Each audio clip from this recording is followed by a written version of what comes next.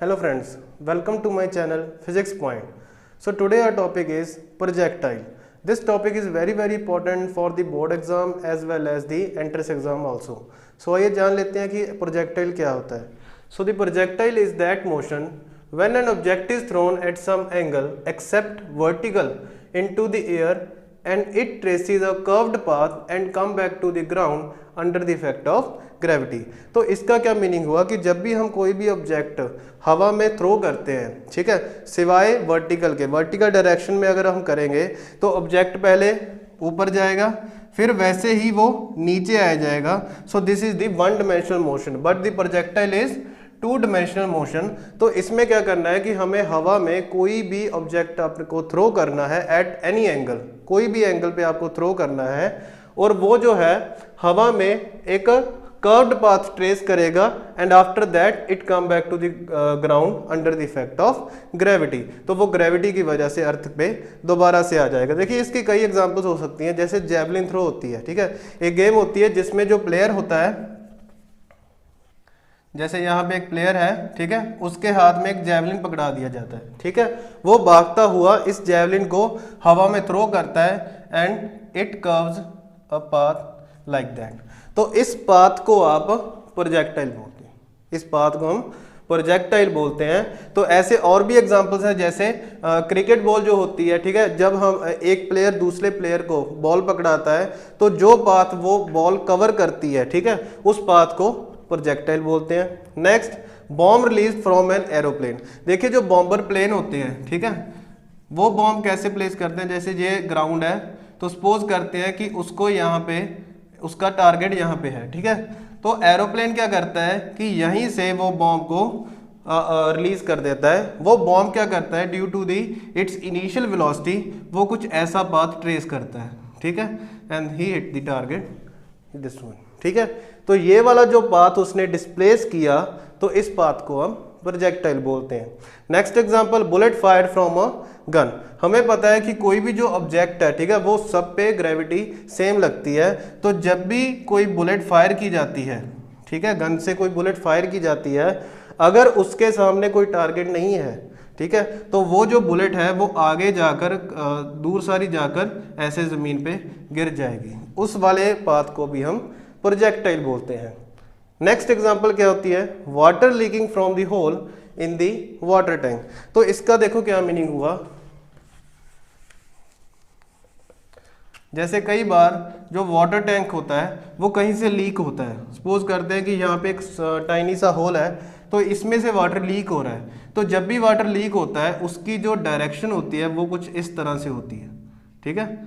तो लीकेज आपकी कुछ इस तरह से वाटर टैंक से हो रही होती है. इस वाले पाथ को भी हम क्या बोलते हैं, प्रोजेक्टाइल बोलते हैं. तो प्रोजेक्टाइल की कई एग्जांपल्स होती हैं. बस आपको सिंपली ये समझना है कि जब भी हम हवा में कोई ऑब्जेक्ट को थ्रो करते हैं वो हमेशा प्रोजेक्टाइल ही पाथ बनाएगा, एक्सेप्ट वर्टिकल. वर्टिकल को छोड़ना है, सिर्फ इस वाले एंगल को आपको छोड़ना है जब 90 डिग्री पे आप उसको थ्रो करोगे, और किसी भी डायरेक्शन में आप उसको थ्रो करोगे वो हमेशा क्या बनाएगा, प्रोजेक्टाइल बनाएगा. क्लियर हो गया. अब प्रोजेक्टाइल को स्टडी करने के लिए कुछ कंडीशंस होती हैं.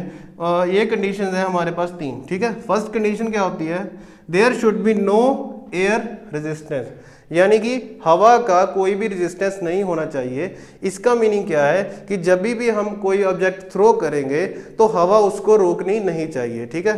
सपोज करते हैं यहाँ पे एक ऑब्जेक्ट ऐसे जा रहा है, अगर हवा इसको रोकेगी तो इसके पाथ ऐसा नहीं होगा, कुछ ऐसे गड़बड़ा सा जाएगा, ठीक है. तो वो चीज़ हम नहीं कंसीडर करेंगे. सेकेंड चीज़ क्या होती है, there should be no effect due to the rotation of earth. हमें पता है कि जो धरती है वो अपने एक्सिस के अराउंड रोटेट करती है, ठीक है. तो हम जो उसकी रोटेशन है वो कोई भी इफेक्ट नहीं डालना चाहिए हमारे प्रोजेक्टाइल के ऑब्जेक्ट पर, ठीक है. थर्ड कंडीशन क्या होती है, वैल्यू ऑफ जी. ये हमें मालूम भी है कि अगर कोई भी ऑब्जेक्ट धरती की तरफ आ रहा है, ठीक है, जैसे सपोज करते हैं कि ये अर्थ है and this is a object, ठीक है. अगर ये ऑब्जेक्ट धरती के सेंटर की तरफ आ रहा है तो इसकी जो वैल्यू है हम प्लस जी कंसीडर करेंगे. अगर इसके ऑपोजिट जा रहा है तो उसको हम माइनस जी कंसीडर करेंगे, ठीक है। यानी अगर हम प्रोजेक्टाइल की बात करें तो जब प्रोजेक्टाइल धरती से ऊपर की तरफ जाएगा यहाँ से यहाँ तक, तो उसकी जो एक्सेलेरेशन होगी उसकी वैल्यू क्या होएगी, माइनस जी।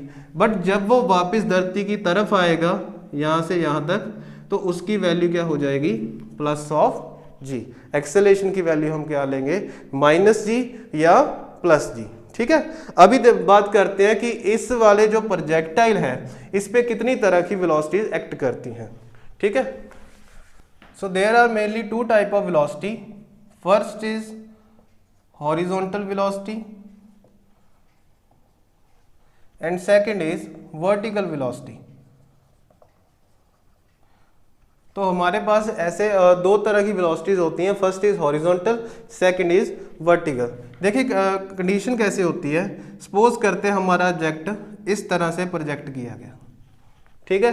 तो ये वाला जो वेक्टर है, ये वाला, so this vector is in between the two axis. तो इस वेक्टर को, इस वेक्टर की अगर वेलोसिटी v है तो इसको हम दो कंपोनेंट में रिजॉल्व कर लेते हैं।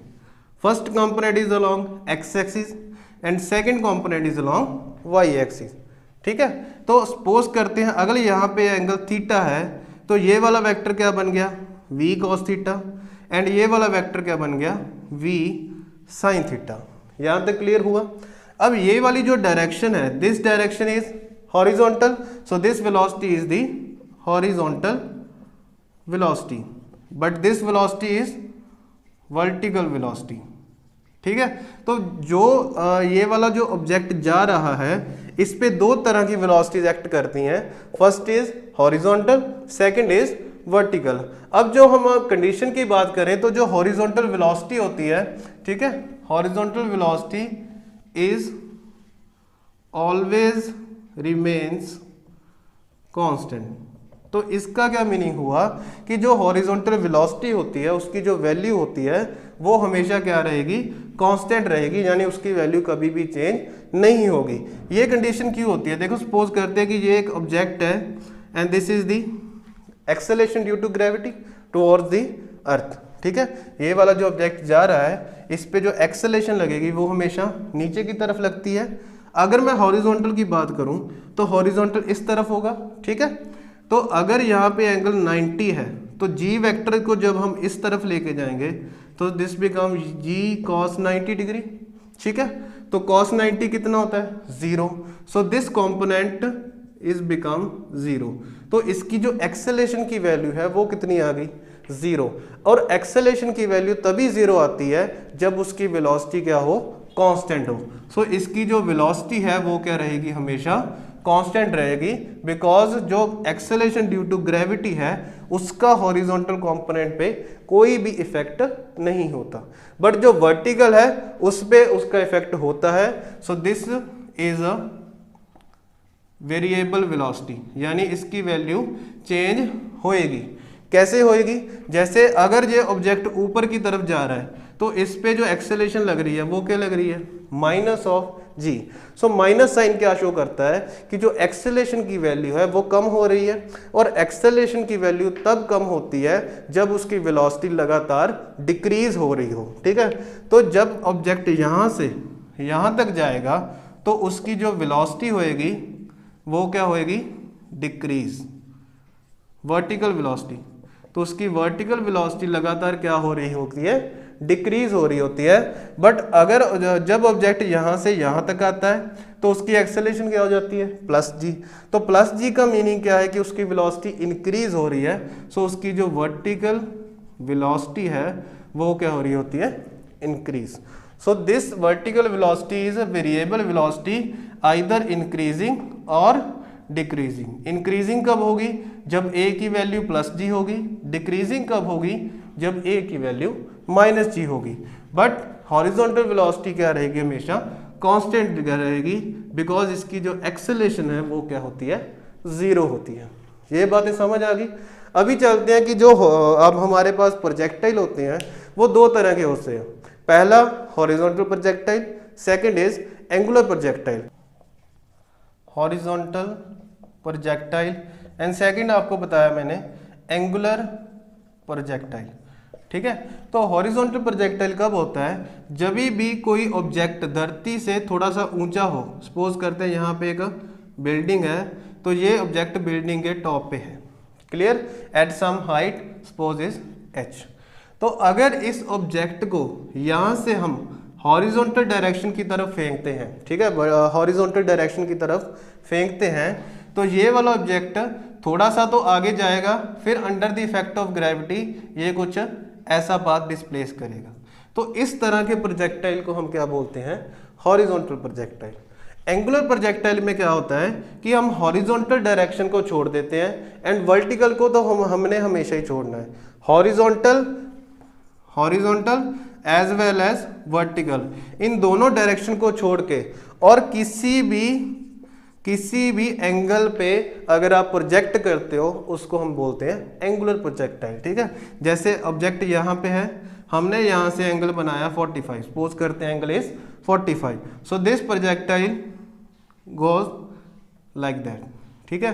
तो ऐसे प्रोजेक्टाइल को आप क्या बोलोगे, एंगुलर प्रोजेक्टाइल। जब हमारे पास कुछ पर्टिकुलर एंगल आ जाता है विद द हॉरिजॉन्टल डायरेक्शन, तब उसको बोलते हैं एंगुलर प्रोजेक्टाइल, ठीक है। इस वीडियो में हमने डिस्कस करना है हॉरिजॉन्टल प्रोजेक्टाइल। सो इसकी एक अच्छी सी डायग्राम बना लेते हैं। सो देखिए इस डायग्राम में क्या हो रहा है कि हमारे पास ऑब्जेक्ट यहाँ पे है एट सम हाइट h। तो इस ऑब्जेक्ट को हमने एक particular starting velocity the that is u, और ये वेलोसिटी किस डायरेक्शन में है, x एक्सिस में। So we can write it as ux is equal to u।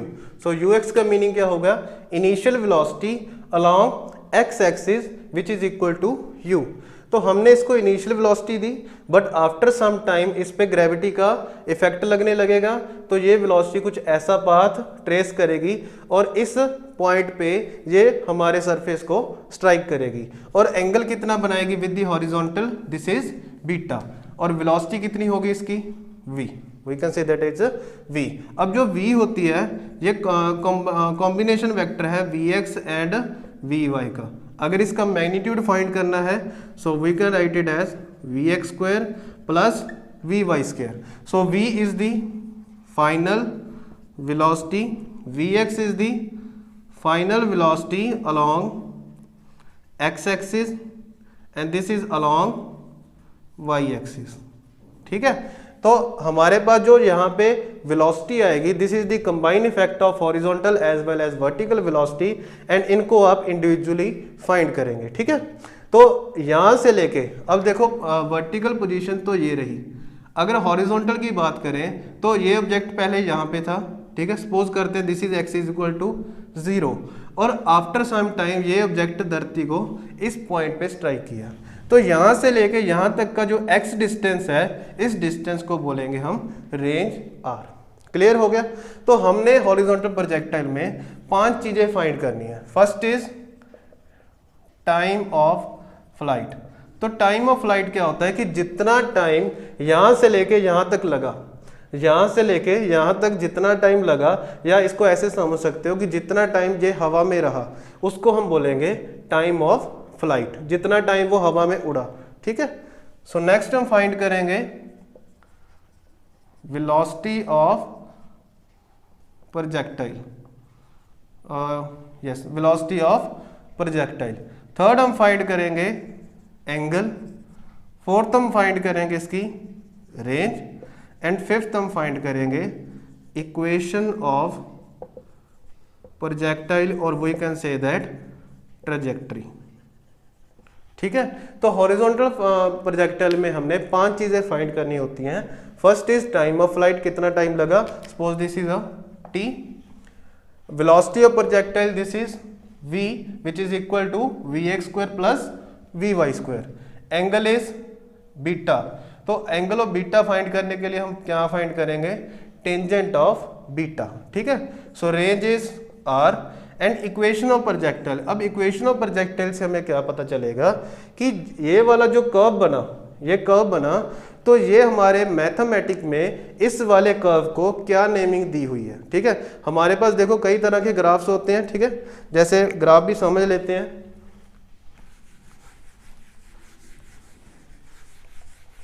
हमारे पास जो ग्राफिकल रिप्रेजेंटेशन होती है वो भी कई तरह की होती हैं। सपोज करते हैं कि y इज इक्वल टू यहाँ पे कुछ वैल्यू है, दिस इज x, ठीक है।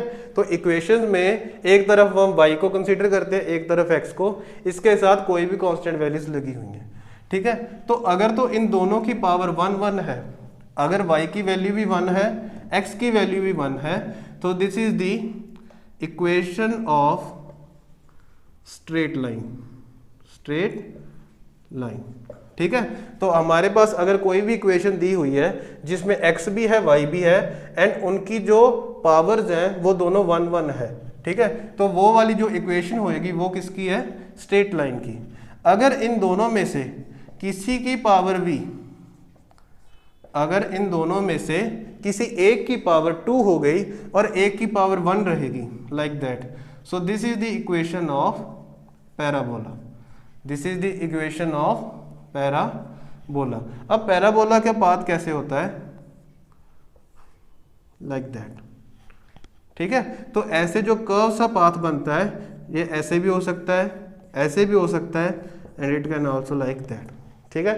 4 तरह के पैराबोलिस होते हैं हमारे पास, this is upsided, down sided, right sided and left sided.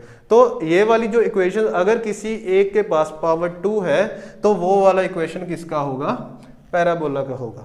But अगर दोनों के पास पावर 2 है एंड इन दोनों के बीच में प्लस साइन है and here is some constant, so this is the equation of circle. ये किसकी इक्वेशन होएगी, सर्कल की इक्वेशन होएगी, जिसमें इस वाले का अंडर रूट रेडियस हो जाता है, दिस इज द रेडियस। अगर यहाँ पे जो भी वैल्यू है उसका आप अंडर रूट कर दोगे, वो क्या बन जाएगा, रेडियस ऑफ द सर्कल बन जाएगा, ठीक है। तो इक्वेशन ऑफ प्रोजेक्टाइल हम फाइंड करेंगे और देखेंगे कि इनमें से कौन सी इक्वेशन किसके जैसी लग रही है, फिर उसके अकॉर्डिंग हम उस पाथ का नेमिंग कर देंगे कि उसकी ट्रेजेक्टरी किस तरह का ग्राफ शो करती है, ठीक है। तो आइए स्टार्ट करते हैं।